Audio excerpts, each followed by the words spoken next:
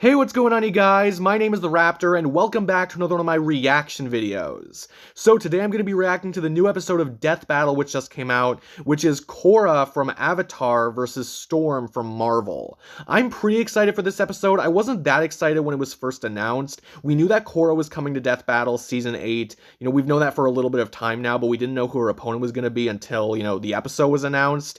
And, Storm definitely wasn't my first choice for Korra, but you know what? It's still an episode of Death Battle. I still know they're going to do a good job with the characters, or at least I really hope they do, but I'm sure it's going to be like a fun animation, cool analyses, everything like that, so I'm still looking forward to it, It's still a Death Battle. I can look forward to those whenever, In terms of who I'm rooting for, I'm definitely more familiar with Storm and Marvel in general than I am with Avatar. I don't hate Korra that much. I know some people really, really don't like her. I don't, have a real problem with her or anything, but I think Storm's really awesome, so, I definitely like Storm more than I do Korra, but that's just me. In terms of who I think is going to win, I also do think Storm is going to win this fight. Korra is still really powerful, don't get me wrong. She has a lot of different bending techniques, and she's really powerful, especially when she goes into the Avatar state. She gets really damn powerful. But when it comes to Storm, she's just fought characters that are way more powerful. It's basically just because she's a Marvel character and she's had that longevity. She's fought characters that Korra just doesn't really stand much of a chance against. Even when just looking at her own respective feats, she has, she's created storms and weather patterns that stretch across, countries or continents or even the whole planet, so that's just a little outside of what Korra can do to my knowledge. And she also is just more versatile. She's got a lot more crazy abilities, things that aren't even exactly weather patterns. She can do some really impressive stuff, which I'm sure they're going to get into in this episode. I don't want to list everything right now just for Death Battle to list it again.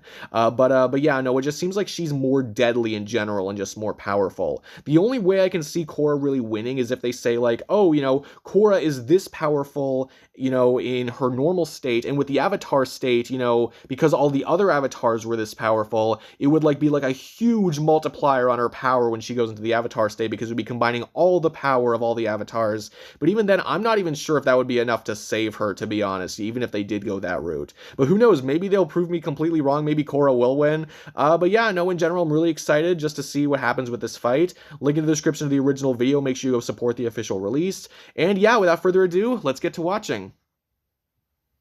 Sponsored by Blue Chew. Yeah, another Blue Chew sponsor. Alright, let's skip through this. Visit BlueChew.com for more details and Alright, here we go. Death Battle. Avatar Korra, the master of all four elements. Storm, the X-Men's goddess of the storms.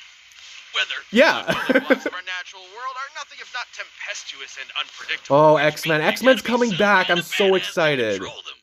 Like the X-Men 90s show. And it's our job to analyze their weapons, armor, and skills to find out who would win. And these characters do have a good amount of similarities. It's just, I don't know. I think I would have preferred Delsin for Korra. My cabbages! I wonder if that's going to be in the animation. He would have to move forward and prepare his next reincarnation to take up his mantle. But who could fill Aang's shoes? Her name was Korra. Wiz, who is that? Did you leave the door open again? Yeah. Deuces. Who was? Alright, whatever. Her predecessor, the hot-headed, obstinate Korra, was an Avatar It was a cool prodigy aesthetic, from actually. day one. I'm the Avatar. You gotta deal with it. Well, Aang struggled to accept his role. I can see how that can get annoying, to be Wanted honest. To be anything else. Not only is she an expert hand-to-hand fighter on her own, as a bender, Korra can manipulate the natural world around her through martial arts. And as the Avatar, Ouch. she is the only living being who can bend all four elements at once. Yeah. Water, earth, fire, air. Not you. No, stop. Water tribe Stop reusing that joke. Water form massive walls of ice and generate huge tsunamis. Aang once raised Yeah. the sea level to put out these huge fires. Looking at the size of the area and what did it take to submerge it, he had to move over 35 million metric tons of water. And since Wow. Korra is a reincarnation of Aang and every past Avatar, she should be just as powerful. With earthbending, Well, roughly, Korra at can least, move yeah. big-ass boulders around, shape and control metal, and even tear apart the ground beneath her enemy's feet. Kind of like when her Avatar ancestor Kyoshi broke off a chunk of a continent, dragged it across Yeah. a bay, and basically just created a new island named after herself. That's pretty Wait, crazy. By measuring the size of the island to get its mass and Oh, the we're getting into size that of the calculation bay, already. the distance Nice. Kyoshi dragged it, Displacing this much rock would require an energy over 21 gigatons of TNT. That's almost 15 Yeah, that sounds times about more right. energy than the entire world's nuclear arsenal detonating at the same time. With firebending, Just imagine Korra having can fire somebody blasts of doing fire that in real jet into life. the sky like a rocket, Who's or that breathe like powerful? a It's friggin' crazy. dragon. The perfect element to match Korra's hot-headed temper. However, her final element was completely different. Due to its inherently zen, free-flowing Yeah, nature, she Korra didn't. struggled at She first struggled with to master air. airbending. But like all good prodigies, she figured it out anyways.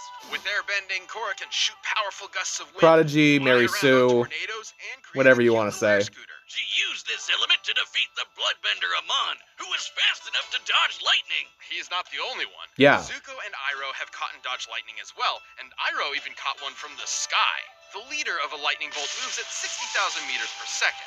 Comparing the distance Amon moved relative to the bolt. All right, Leslie nice. is moving Frame over by frame. 200 times the speed of sound. But Korra's more Wow. than just a badass martial arts superhero. But yeah, she can definitely keep up also with characters acts as that the fast. bridge between the mortal and spirit worlds. The spirit world is a separate plane of reality, and Korra is stronger while she's physically there. Her direct connection isn't coincidence. She and every avatar before her are fused with the spirit of light, Rava. Every Right. time the avatar Well, what the hell? dies and reincarnates, Rava searches out the spirit to bond with their new body, a staple of Hindu and Buddhist cosmology. I've done a lot of research into reincarnation, which I'll demonstrate today with Boomstick and this anvil. Are you just gonna kill him? Now, the Avatar is usually reborn into a different nation, but I've set this up so Boomstick will reincarnate into the nearest vessel, this identical clone body.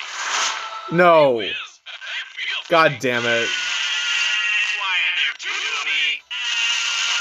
Where'd my banana go? I like the image in the back, the whole Scooby-Doo thing. Cut off his leg and everything. Pretty much the same thing, yeah. Messing with your soul, Korra Does it can really just take an restore anvil to your kill bending, Boomstick? bring her past lives for advice, and tap into the kick-ass Avatar state. The Hell Avatar yeah. state massively boosts Korra's raw bending power, turning her into effectively a demigod and the de facto most powerful being on the planet, if she wasn't already. Despite Yeah. that, Korra's no stranger to failure. She was severed from her connection to the past avatars and was almost killed while in the Avatar state, which would have ended her cycle of reincarnation entirely. That last brush with death left her physically and emotionally crippled for years. Even after physical therapy, her fiery spirit struggled to reignite. Korra's entire identity was wrapped Yeah, but they're gonna up look in at her being at her the Avatar, best, which all they the way should. from day one. And the biggest trials she had to face were when her place in the world was challenged. Would everyone be better off without an avatar, or bending at all? But Korra's nothing if not one hell of a fighter. No matter what life threw at her, she always got back up to kick ass. Korra once blocked an energy blast from a giant spirit cannon, which Yeah. created this massive crater in the center of Republic City, and almost killed everyone. Taking a look at the width and depth of this crater, and assuming it was all vaporized, Korra must have held back a blast worth almost 6 megatons of TNT. That's crazy. More queen shit. And during harmonic convergence, Korra Not as good as tapped into enough Kyoshi's spirit energy attack, to but turn into a still. giant kaiju and battled the dark avatar Unalaq for the fate of the world. Wes, I told you, we don't talk about season 2. Okay, one was cool. From taking down I do kind of want to get more into revolutionaries these to fascist shows, empires, Korra proved like, herself you as know, an Avatar worthy and of her forebears. Legend of With her Korra, because they teammates seem really Mako and good. Mole and teachers like Tenzin and Toph, and badass girlfriend Asami by her side, there was nothing she couldn't do. Queen shit? Queen shit. Come on, little girl. Give me your best shot. You don't want that. That was really easy. Alright, but now time for Storm. Boomstick. Do you know what happens to a person who's struck by lightning? The Same thing happens to everyone else. You got it. Do you know what happens to white-haired mutants whose parents are killed by a plane crash? They become badass weather witches. After Aurora... Yeah, every single one. That, she was forced to fend for herself on the streets of Cairo, under the tutelage of Ahmed el-Jabbar. The life of a street rat wasn't doing it for Aurora, so she took off across the Sahara in search of a real home. And that's when she began to master her mutant powers. In the Yeah, same way worshipped that as a Homo weather sapiens, goddess. Yeah. humans evolved from Pretty earlier crazy. hominids like Homo erectus. Go ahead. Homo superior. Okay, mutants could we just leave it at are offshoots that? Of regular humans. They possess the X gene on their 23rd chromosome that effectively grants them superpowers. But it's a lottery. You could end up like old Beak here. Beak! I know who Beak is! You could end up like Aurora and possess But yeah, complete control that's- over the weather itself. I feel bad for Being Beak. super hot, unlike Beak. No, No! For all she knew, Beak she doesn't was a really have any goddess sent powers. straight He's from just heaven, like and that's a exactly what human the local bird, and that's tribes really thought when it. she arrived in her ancestral Kenyan homeland. Aurora's mutant gene allows her to psionically manipulate the atmosphere, capable of summoning a hurricane with less than a conscious thought. When she does feel like using conscious thoughts, something Wiz tells me I struggle with, Aurora can create storms that cover the entire Earth. Her weather manipulation Wow, we're getting isn't into just that already. powerful, but precise. She can call upon massive tidal waves, conceal herself in fog, and even generate localized blizzards cold enough to freeze lava. She can summon bolts of lightning. Lava's even hot, ones that are continents in case you away, didn't know. Or generate electricity inside your brain. And she once zapped Cyclops with enough lightning to restart an artificial sun called the Ring of Fire. A name that Whoa. reminds me of the morning after Taco Tuesday.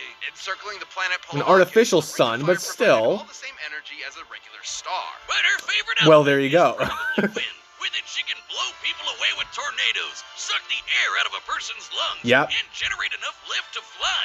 She once flew fast enough to reach the edge of Earth's atmosphere from ground level in just a few seconds. By measuring the angle and size of the Earth to get the distance and estimating a time frame of about 5 seconds, Aurora had to have flown at 4,000 times the speed of sound. She can even manipulate. It's already faster than solar the lightning winds to stuff they fly said for through Korra. space. Unlike winds on Earth, which are just the movement of air molecules through the atmosphere, solar winds are streams of charged particles, mostly electrons and protons, ejected from the sun. Almost as crazy as how she can breathe in the vacuum of space. She creates a mini atmosphere around herself by gathering. Yeah, she can control stray weather in hydrogen space and on atoms. other planets. Those are like really small last time I checked.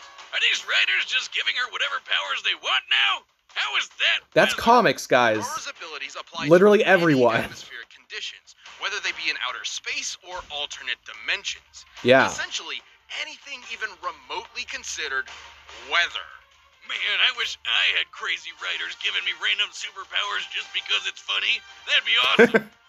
Well, anyways, I'm gonna go use my rocket hands I've always had to get my beer out the fridge. Away! Perhaps her most useful Yeah, no, it is ability, kinda though, stupid, to sense but changes in the weather with a whatever. pseudo-sixth sense. Aurora literally sees atmospheric patterns and energy as colors. Yeah, with the world as, like, her energy. canvas. She's so good with it, she could track a jet flying over New York while she was fighting the Shadow King in Wakanda. That's on the other side of the planet. Yeah, no wonder everyone thought she was a goddess. She is. Aurora enjoyed all the worship and admiration until the day she was contacted by an American, Charles Xavier, with an interesting proposal. I'm gonna make him an offer he can't refuse. I'll make her an Join the offer, you can't X-Men. refuse. Oh, pretty please. They were eaten by this living eyelid. It's a long story, but we're short-staffed. Xavier founded Yeah, the okay, X-Men as fair a enough. team of mutant superheroes that would attempt to mend race relations between Homo sapien and superior through non-violent means. Because what better way to Well, teach kids in the 60s about the Homo civil rights sapiens movement didn't than really with like a that bunch idea, of it seems. good-looking lily-white teenagers with superpowers from upstate New York. Feeling she had spent enough time blessing the rains down in Africa, Aurora agreed and was assigned the code name Storm. And she Nightcrawler! I think he was in another panel back, but I love Nightcrawler. Led a war against the Inhumans and even survived a blast. Even from says he Earth's dodged beams of light. This is impressive considering her lightning is powerful enough to match Polaris, who once used her powers to punch through Earth's crust all the way to the planet's core. Assuming she pulverized the cylinder of Earth all the way down, she had to have exerted over 15 teratons of TNT. She once beat the mutant. Well, there you Callisto in go, armed right? combat, and Callisto has apparently mastered every single martial art known to man. Despite her Wow. unbelievable power, Storm has trained extensively Ah. combat. Get it? No, I get it. Probably didn't hurt that she's fast enough to dodge literal beams of light. Oh, but did you get it though? Nope. And after kicking Callisto's ass, she became the queen of these sewer-dwelling mutants called the Morlocks. She really just couldn't escape being worshipped, could she? Even by grody underground monster people. Well, she later married the Black Panther T'Challa and became Queen of Wakanda. Yeah. Too, so she really runs the gamut. But even demigods have their Achilles heels. That plane crash from her childhood left her crushed under rubble for days, giving her a bad case of claustrophobia that rears its ugly head every once in a while. Yeah. That's not enough to stop this queen. After the departure of Scott Summers, Storm became the leader of the I mean, if the X-Men. biggest weakness you can say is, like, And when Geordie LaForge claustrophobia, eventually came crawling back, the two fought it over kind of to shows lead what the you're team. working with. Despite Scott literally being able to shoot death lasers from his eyes, Storm kicked his ass. And even better, she didn't even have her powers at the time. As it should be, because there's no one more devoted to her team than Comics, Storm is. guys. She may be an Omega-level mutant, but her greatest superpower superpower is her bottomless compassion. Mess with her team, and you'll watch as Aurora's heart of gold quickly turns to ice, as she quite literally steals your breath away. Yeah. Testing me. It's time you remembered why they call me Storm. Oh no, I know. Alright, the combatants are set, and we've run the data through all possibilities. But first, if you're dealing with the emotional weight of leading the X-Men or maintaining the balance of the elements, or, I do all of you know, those normal things, stuff yes. Because it's 2021 and everything's on fire, check out BetterHelp. This Okay, I'm episode gonna is skip through this. Remind, this show is sponsored I don't want to by overshoot. Death Battle. But right now, It's time for a death battle. Pause the video right there. Okay. I'm not gonna talk for that long because it didn't even seem like they were trying to hide it. Like, all of Storm's numbers were better than Korra's, to my knowledge, like what they said. You know, and even like, you know, they said the whole speed feat, flying from the Earth's, like flying from the surface of the Earth to the atmosphere or whatever, or outside the atmosphere, even that number was better than what they said for Korra, you know, dodging lightning or keeping up with characters that could dodge lightning. And even then later they said she could dodge beams of light. Like, unless they're really hiding stuff. See, this is kind of what gets me. Sometimes what Death Battle does is that they will hold back certain feats that, like, that, you know, in the pre-analyses, it seems like one character is going to win, and then, like, the other character wins because of feats they didn't talk about yet, or feats they didn't, like, do a deep dive into yet. But I don't really think that there's much more that Korra has than what they said. Every single feat they talked about, or all the big ones, like the cannon and Kyoshi cutting up part of a continent. Like, I knew about those feats. I knew about the lightning. So all those things, like, I already knew about all those feats because of the research that I had done. I don't recall there being things that are much more powerful than that. So I can't see them holding back too much for Korra. And just because she's, like, the most powerful in her own world does not mean she's the most powerful across all worlds. Of course, you know, we all know that very well at this point. So all the numbers they said, you know, like, they said, you know, Storm was able to match teratons worth of power, whereas the best they gave for Korra was scaling to, like, what, 25 gigatons? So that's already a massive gap, you know? And again, with the speed I already mentioned before, just power and durability, and even, like, the abilities that they have, like, they did talk about the spiritual abilities that Korra has, but I don't see it making up for the fact that Storm can just pull the air out of your lungs. That was one of the deadly abilities I was talking about at the beginning of this video that I didn't go over. But yeah, like, she can literally just suck the air out of your lungs, and that's it. You can't breathe, or it's much harder to breathe. You have to recollect your air. So, you know, I don't really see there being much of a contest here. It doesn't even seem like they're trying to hide it, to be honest. Which, to be fair, it's a little tough to hide.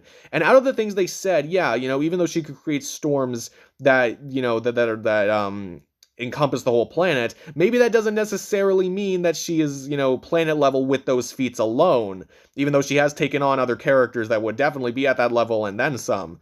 But even then, like, she had the power to, like, reignite a star or something. I'm probably getting something about that wrong, but I hadn't heard about that feat before, but holy cow, like, I just don't see there being much of a contest here. I already thought Storm had a pretty, was pretty well set to win this, personally, but this just kind of seals it for me, to be honest. If Korra does win, I will be very surprised. But I guess sometimes there's not that much you can do. Sometimes a character just blatantly has better things, and you can't just not talk about them in the analyses. But either way, I'm really excited for this animation, so let's keep watching. So there's Korra. I have no doubt the animation could be really good, regardless of, you know, the power difference and speed difference. So bored. So impulsive, Korra. There's Storm, Your powers rocking her are 90s outfit. I like but that. you lack discipline. I'm the Avatar, Master of all elements. You want to see for yourself? Of course, Avatar. I'll show you what an X-Men can do. I find it sometimes funny how some fights start as, like, a sparring session, and then they just turn into a battle to the death.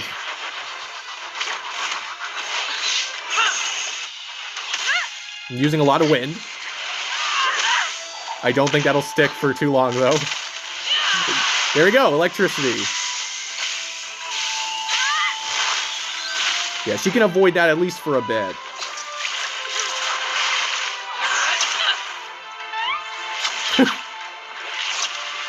I just don't see there being that much that Korra has in her abilities that Storm wouldn't be able to counter, because she's fast enough and powerful enough. Ooh, I like the background, how it's turned into the background. That's awesome. Water, lightning, and airbending? Starting to feel a little less special here. Well, that's the thing exactly. When you cross universes, things that are special in one aren't so special in another, necessarily.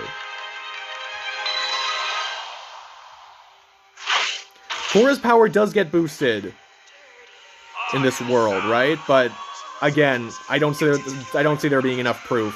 That's Sonic? Who are all these characters? Answer me!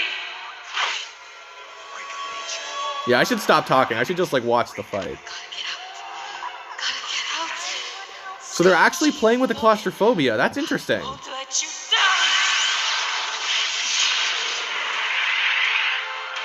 Cabbages! I'll never be saved! I actually didn't, based on the location, I was starting to think that they weren't going to do that, but oh my god, that's actually really funny. You're no bender. Avatar State?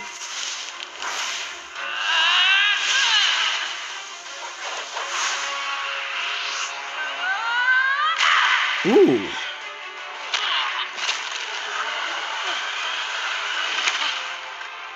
Yikes. Yeah, I didn't think so.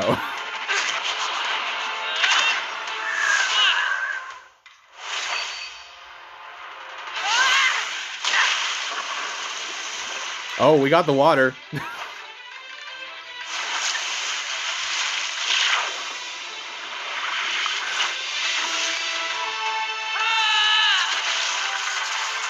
Wow, that's a...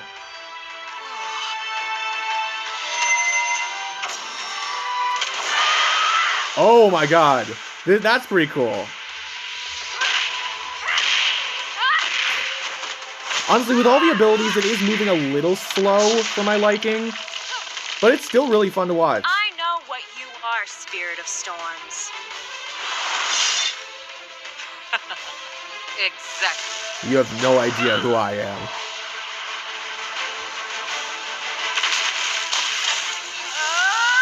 Probably gonna wrap it up soon, I'm assuming. Yeah, that's probably it.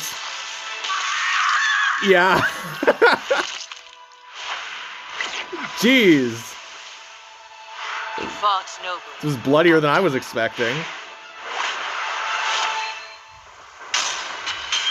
But yeah, I think I just very much repeat shit figured. myself. This fight wasn't totally straightforward. Korra can dominate most fighters pretty easy with her raw bending power and martial arts skills, especially with the Avatar state.